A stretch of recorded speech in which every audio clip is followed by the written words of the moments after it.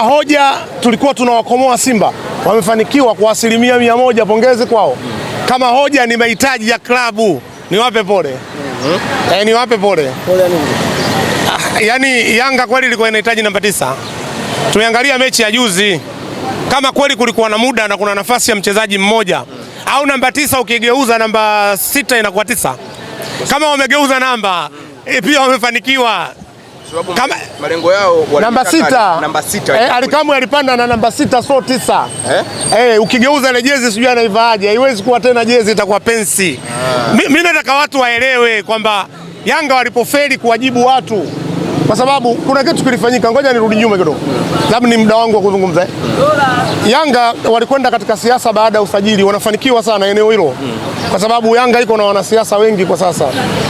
Baada ya usajili wakawapa watu fedha, wakiwemo mimi nataja sasa, wewe sio kazi yako, kina Anssi Raphael na wenzao wako wengi tu, na kina nikitajaga watu wanasema wanalalamika, wengine ni waache. Anssi Raphael namuweza vizuri tu kwa sababu yuko wazi, kajiweka wazi. Ikawa promo yao ni kubwa kuliko kitu kingine. Kabla ya mechi iliyopita ya juzi ya Yanga, ilikuwa ukiambiwa Yanga hata mimi nilikuwa naogopa. Yaani mimi Sefu najifanyaga shujaa, lakini nilikuwa naiogopa Yanga. Ukweli usiopingika kwa maelezo, umeelewa na data zinazotoka na wachambuzi baada ya mechi, hakuna hicho kitu. Yaani Yanga ilikuwa inafanana tuna Azam na timu nyingine. Ni ya kawaida sana. Sasa twendeni tukazime ili jambo ili kupata kuzungumziwa. Wamefanikiwa, wamegeuza kutoka kwenye namba 6 imekuwa 9. Kwa hilo pongezi kubwa sana kwao. Wewe unasemaje Simba? Selemani Mwalimu alishasainishwa mkataba na Simba Sports, tukaona picha yupo na CEO, yupo na peni na karatasi. Akajitokeza Simba Day na kusema yeye ni mchezaji halali wa Simba Sports Club. Leo anatambulishwa Young Africans. Kitaalamu zaidi imekaje? Kwanza niseme mchezaji huyo anafanya agreement kabla ya kutambulika kuwa ni mchezaji halali. Makubaliano yao ni hiyo mnaita mkataba kwa Kiswahili. Mkataba wao kati yeye na klabu mpaka ukifika TFF ndio unakuwa mkataba. Simba walifanya taratibu zote hizo unazoziona. Taarifa ambazo nimepata sasa, sina vyanzo vya kutisha sana, kulikuwa na misunderstanding katika malipo. Jambo hili huwa linatokezeaga dunia nzima. Wanasiasa wakachukua misunderstanding wakaibeba, wao wakaenda kusajili. Kwa makubaliano yote yalishapita. Na kwa taarifa pia jana alikuwa mazoezini. Umenielewa? Itakuwa iko sahihi sana. Kwa nini jana awe mazoezini kama kweli viongozi wa Simba hawakuwa tayari?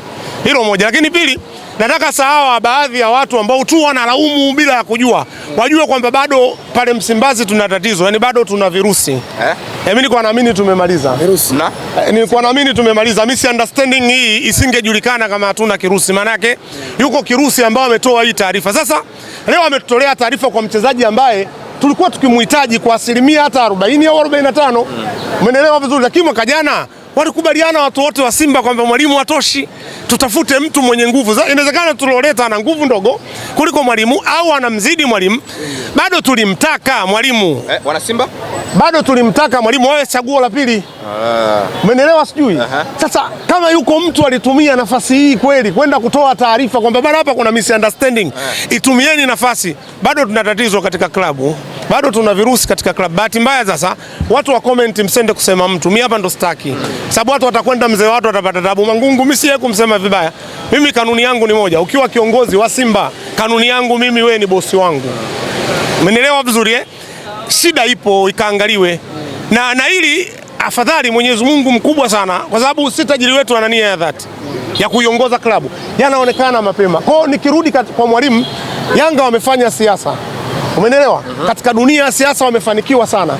Kwenye mpira Yanga hawakuwa na mahitaji na namba 9 kwa sababu wako wengi katika mpira. Ila katika siasa wamefanikiwa. Ila jengine wamegeuza namba. 6 imekuwa 9. Hilo wamefanya kitu sahihi. Kama unakomoa hivi sasa. Kama unasajili kwa kukomoa Simba, sio kwa mahitaji yako. Mimi naomba Mungu awape hela zaidi Yanga watokomoe Simba. Kama wanasajili kwa kukomoa Simba, sio kwa mahitaji, naomba Mwenyezi Mungu, kwani kutokomoa ilianza mwaka jana, tuwe na kumbukumbu. Mimi nimetunza. Na mchezaji alikuwa anaitwa Conte, Bala Conte. Waliwakomoa nani? Simba. Yuko wapi? Hayuko. Watukomoe na mtu mwingine. Ili wao wanachukua watu ambao hawahitaji na watukomoe. Umeelewa? Lakini cha pili mimi nipeleke kwa viongozi wangu sasa. Sisi tutakuja kuwatetea, tutatukanwa sana kwenye comment. Wafanye basi. Bado tuna siku mpaka tarehe 15. Bado tuna siku wafanye basi. Lakini sasa siku ya Simba Day mlishasema kwamba wana Simba tayari ile kauli ya nguvu moja mmeshaiunganisha na wameshasema kuna kirusi. Kusema unajua kuna tofauti ya kuongea viongozi na sisi. Na hii lazima mjue, mkinifuata mimi na Kina Kisugu tuna namna yetu ya kuzungumza na viongozi wana namna. Kwa mfano, mimi juzi nilitafsiri wazi maneno ya Mohamed Dewji. Wapi tunakwamishwa? Mimi nikasema mamlaka, Mohamed Dewji akisema atoki ni VIP, atakiwi, ana majority. Mimi napongezwa na watu wachache wanaotumia social media. Nani amjui Mo? Au ulimwengu mzima wanamfahamu. Sasa tuna tofauti ya kusema, unielewe.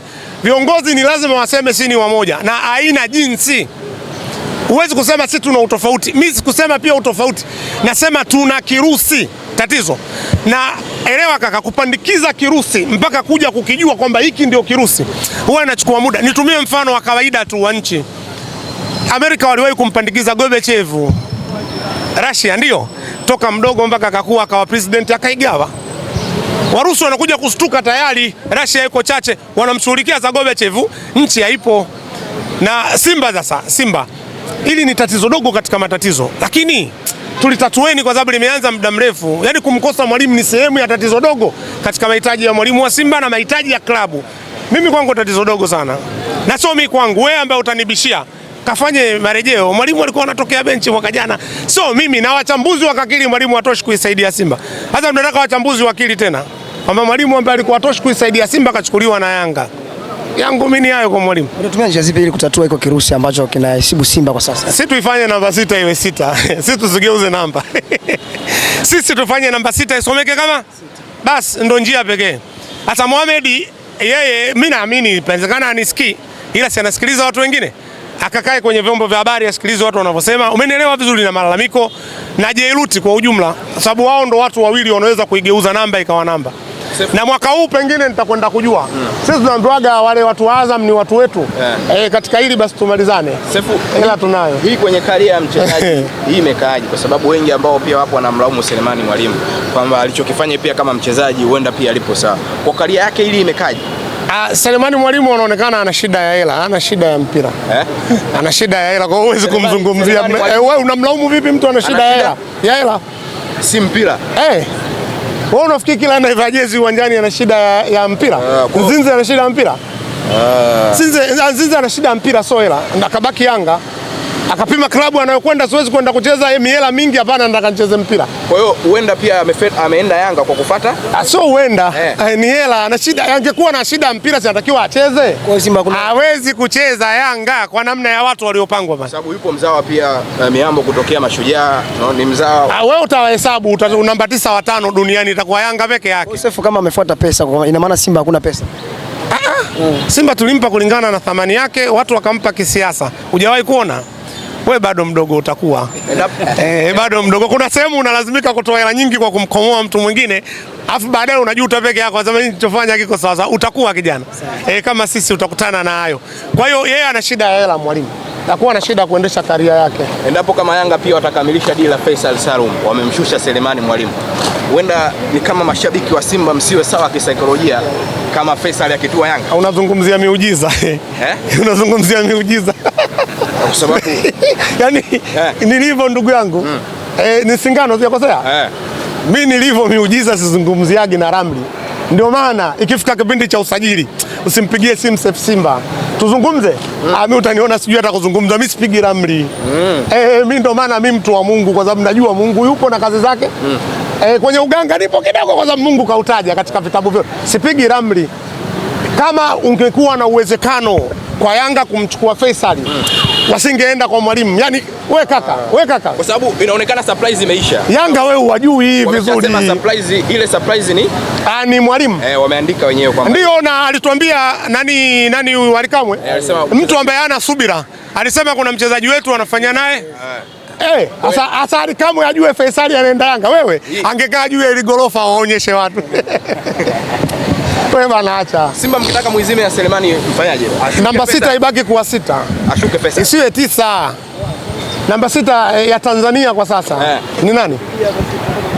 Namba 6 kwa tasa ya Tanzania ni Faisal Salim Feitoto, mchezaji wa kisiasa. ambaye hata mimi kuna vitu naamini, kuna watu watanishangaa sana, mimi naamini pia kimataifa Faisal kuna vitu hawezi kukupa, naamini hilo, anatakiwa zaidi ya Faisal, lakini kwa sababu ya mahitaji yetu kwa sasa ana haki ya Faisal kuwepo. Nimemwangalia yule Jabel mnamuita ni namba 9 soft, ni sawa 9 soft na ni 6 soft, anacheza na 8. Hapana, Faisal tena sisi tukimnunua Faisal akai 10, wewe kaa ukituelewa. Sisi tukimnunua Faisal kwa uwezo wa mwalimu wetu anarudi pale 6. Unaelewa sijui? Kwa hiyo kaka, lengo nilo na nani hawa viongozi wetu watazame. Leo sisi tunajibu kwa tabu kweli kweli. Tumekuja kujitahidi kujibu kwa sababu Mike ni sehemu yetu. Na sisi ni familia ya hichi tunachokifanya. Isipokuwa watuchukulie basi ile namba iwe vile vile. Kuja kutumalizia mzizi wa fitina huu. Shukrani sana. Asante sana bwana.